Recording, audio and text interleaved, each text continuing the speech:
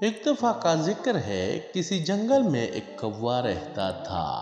ایک دن کوا اڑا اور جنگل کے ایک درخت میں جا کے بیٹھ گیا۔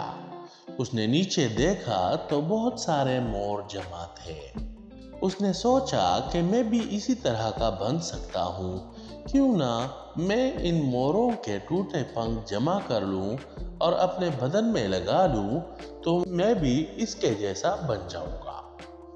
تو وہ نیچے آیا اور موروں کے ٹوٹے پنکھ جمع کیے اور اپنے بدن میں لگانا شروع کیے۔ اس نے موروں کے ٹوٹے پنکھ اپنے بدن میں لگا لیے اور موروں کے جھنڈ میں جا کے شامل ہو گیا۔ جب موروں نے آوازیں لگانی شروع کی تو اس نے بھی سوچا کہ میں بھی آوازیں لگا لوں۔ تو اس نے جو ہی چونچ کھولی تو اس نے کائے کائے کی آواز نکالی۔ تو موروں کو پتہ چل گیا اور وہ سارے مور اکٹھا ہوئے اور کوے کو ٹونگے مارنا شروع کیے۔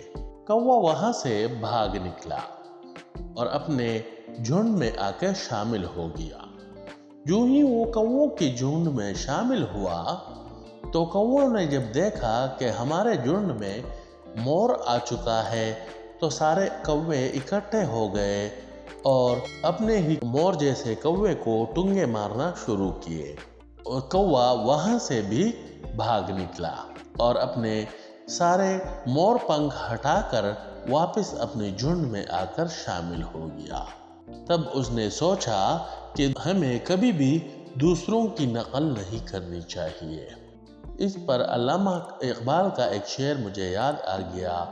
وہ فرماتے تھے، کند ہم جنس با ہم جنس پرواز، کبوتر با کبوتر باز با باز۔ اس کا مطلب یہ ہے کہ کبوتر کبوتر کے ساتھ ہی اڑے گا اور باز باز کے ساتھ ہی اڑتا ہے۔ تو بچوں، اگر آپ کو کہانی پسند آئی ہو تو لائک اور شیئر کرنا نہ بھولیں، اور اگر آپ چینل پر نئے ہیں تو چینل کو سبسکرائب کر کے گھنٹی کے بٹن کو ضرور دبائیں۔ بہت شکریہ۔